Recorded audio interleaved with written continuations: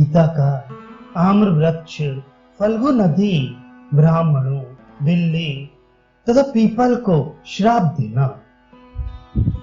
श्री रामदास जी कहते हैं, श्री राम प्रभु ने किसी स्थान पर 3 रात, कहीं 5 रात, कहीं 7 रात, कहीं 1 पक्ष, कहीं 18 दिन, कहीं 21 दिन और कहीं 3 मास पर्यंत सुख से निवास किया। गंडकी के संगम में स्नान करके श्री हरि नेपाल में पशुपतिनाथ के दर्शनार्थ गए। बाद में रघुकुल भूषण राम हरिहर क्षेत्र में गए। इस प्रकार रघुनंदन राम तीर्थ करते समय बीच बीच में बार बार गंगा के दक्षिण संगम पर पधारते थे। बाद में वैकुंठ नगर होते हुए जरासंध के राजगृह नगर गए। पश्चात वैकुंठ के जल में स्नान करके गया जी गए। फल्गु नदी के पूर्वी तट पर विमान को छोड़कर दिव्य विष्णु पद के दर्शनार्थ गए। दर्शन करने के बाद पुनः यान के पास लौट आए और रात्रि वहीं व्यतीत करके सवेरे ब्राह्मणों के साथ फल्गु नदी के पवित्र तीर्थ में स्नान करने गए। इतने में सखियों से घिरी हुई सीता जी फल्गु नदी पर स्नान के लिए पधारी। वहां उन्होंने स्नान करके सुहागिन स्त्रियों की पूजा की। पश्चात देवी महेश्वरी की पूजा करने के लिए सैकत प्रदेश में जाकर बालू के 5 पिंडों से दुर्गा जी की प्रतिमा बनाने को उद्यत हुई।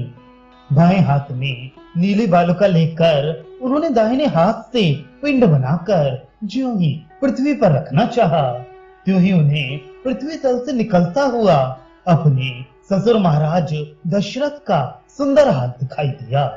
उनका दाहिना हाथ सीता के हाथ से उस उत्तम पिंड को लेकर पुनः धरती में प्रविष्ट हो गया। ये देखकर सीता के मन में बड़ा कौतूहल हुआ। बाद में फिर सीता ने पिंड बनाकर जमीन पर रखा, उसको भी पूर्ववत वह हाथ ले गया। इस प्रकार सीता ने एक एक करके 108 पिंड दुर्गा की पूजा के लिए रखे और उन सबको ससुर का हाथ ले गया। ये देखकर सीता हार गई। अंत में उन्होंने दुर्गा की मन ही मन पूजा की और विमान के पास लौट आई। उस वृतांत को न सखियां जान सकी और न राम ही जान पाए। सीता ने भी राम हमको क्या कहेंगे, इस डर के मारे उस वृतांत को छिपा रखा। बाद में जब राम ने पंचतीर्थ करने के बाद प्रेत शिला पर जाकर पिंडदान दिया और उन्होंने अपने हाथ की अनामिका अंगुली से राम नाम खुदी हुई सुंदर स्वर्ण की अंगूठी निकालकर दक्षिण की ओर मुख करके अपहता इत्यादि मंत्र से जमीन पर 3 रेखाएं खींची, जो कि वहां अभी भी स्पष्ट दिखाई देती हैं। पश्चात उन्होंने कुशा बिछाकर उस पर तिल, घृत, मधु आदि से युक्त सत्तू का पिंड रखना प्रारंभ किया।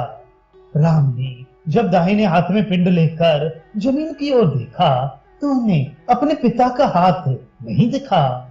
वहां के ब्राह्मण भी आश्चर्यचकित होकर राम से कहने लगे, यहाँ सब लोगों के पितरों के दाहिने हाथ पिंड लेने के लिए निकलते हैं, पर आपके पिता का हाथ क्यों नहीं निकला? इसका कारण समझ में नहीं आता। तब राम ने विस्मित होकर लक्ष्मण से पूछा, हे लक्ष्मण, तुम बुद्धिमान हो, क्या कुछ इसका कारण जानते हो?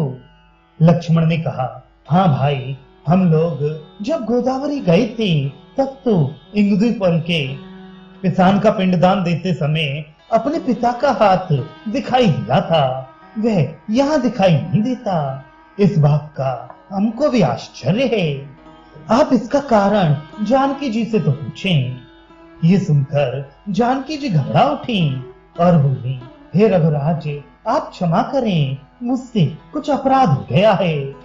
ये सुनकर राम ने कहा कि घबराने तथा डरने की कोई बात नहीं है, जो हो सो साफ साफ कहो। तब जानकी ने जो घटना घटी थी सो स्पष्ट कह सुनाई। ये सुनकर राम ने पूछा, इस बात का साक्षी कौन है कि हमारे पिता ने तुम्हारे हाथ से पिंडदान ग्रहण किया है? सीता ने अपना गवाह पास के आम्र वृक्ष को बताया, परंतु उसने पूछने पर वह इनकार कर गया। तब सीता ने उसको श्राप दिया कि अरे दुष्ट, तू झूठ बोलता है, इसलिए मगध देश में तू फल शून्य होकर रहेगा। तब सीता ने फल्गु को अपना साक्षी बताया, परंतु राम के पूछने पर फल्गु नदी भी भय से इनकार कर गई। इस पर सीता ने उसको भी श्राप दे दिया कि तू सत्य बात में भी झूठ बोली है, इसलिए तू अधोमुखी अर्थात अंतर्मुखी होकर रहेगी। तब सीता ने कहा कि मेरी साक्षी यहाँ के रहने वाले उस समय मेरे पास खड़े ब्राह्मण होंगे। उन्होंने भी विवल होकर राम के पूछने पर ना कर दिया। वे लोग विचारने लगे कि यदि ऐसा था तो तुम लोगों ने सीता की उस समय पिंड देने से रोका क्यों नहीं। ऐसा कहकर कहीं सत्य कहने पर राम हमको श्राप ना दे दें। सीता ने उनको भी श्राप दिया कि जाओ, तुम लोग द्रव्य से कभी तृप्त ना होकर मारे मारे फिरोगे।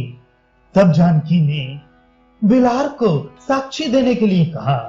बिल्ली ने भी पूछने पर ना कह दिया। सीता ने उसे भी श्राप देते हुए कहा कि उस समय मेरे समक्ष पूंछ किए खड़े रहने पर भी जो तूने ना कर दिया है, इसलिए जा, तेरी पूंछ अछूत हो जाएगी। तब जानकी जी ने गौ को साक्षी देने के लिए कहा।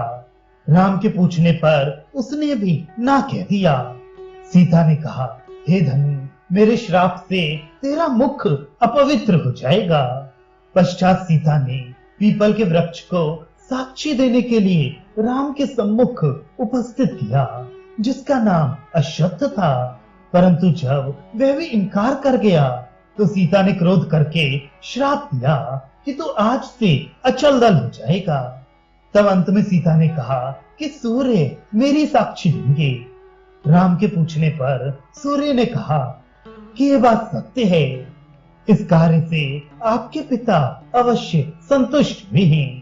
इतने में सूर्य के समान कांतिमान विमान पर सवार होकर स्वयं महाराज दशरथ वहां आ पहुंचे। राम को दृढ़ आलिंगन करके वे बोले, हे राम, तुमने यथार्थ में हमको तार दिया है।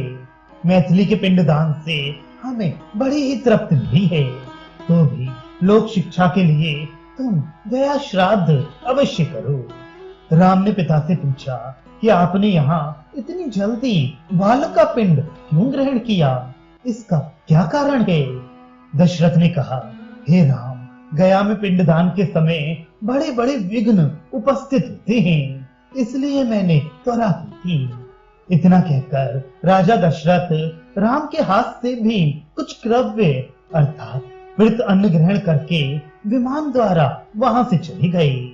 पश्चात राम ने प्रेत पर्वत पर पिंडदान दिया। वहां से वे प्रेत शिला गए। वहां काक बलि देने के बाद वरम वन गए। वहां एकोनपद स्थान में तिल पायस तथा शर्करा से युक्त सत्तू के पृथक पृथक करके अनेक पिंड दिए और वर्ष श्राद्ध का भी संपादन किया। तदनंतर अष्टतीर्थी की तीनों नियत स्थानों में संध्या वंदन करने के बाद विधिवत बहुत से दान दिए। अनेक विश्वों से गदाधर की पूजा की और मगध देशस्थ आम्र वृक्ष का जल से सिंचन किया। कहा भी है, किसी एक मुनि ने कुशा युक्त हाथ में जल का घड़ा लेकर आम्र वृक्ष के मूल में जल दिया। उससे आम्र वृक्ष सूझ गया और पितर भी तृप्त हो गए। इसी के आधार पर एका क्रिया व्यर्थ करी की कहावत प्रचलित हुई। इसी प्रकार प्रतिदिन विष्णु पद की पूजा करते और विमान पर चढ़कर घूमते फिरते हुए राम ने गया में 1 वर्ष व्यतीत किया। पश्चात सब लोगों को आश्वासन दे तथा विमान पर सवार होकर रघुनंदन पूर्व की ओर चल दिए। फल्गु नदी के किनारे जहां राम का विमान खड़ा हुआ था, उस जगह को वहां के विप्र राम गया कहने लगे। पवित्र रामेश्वर राम का राम तीर्थ अभी भी वहां विद्यमान है। राम वहां से चलकर फल्गु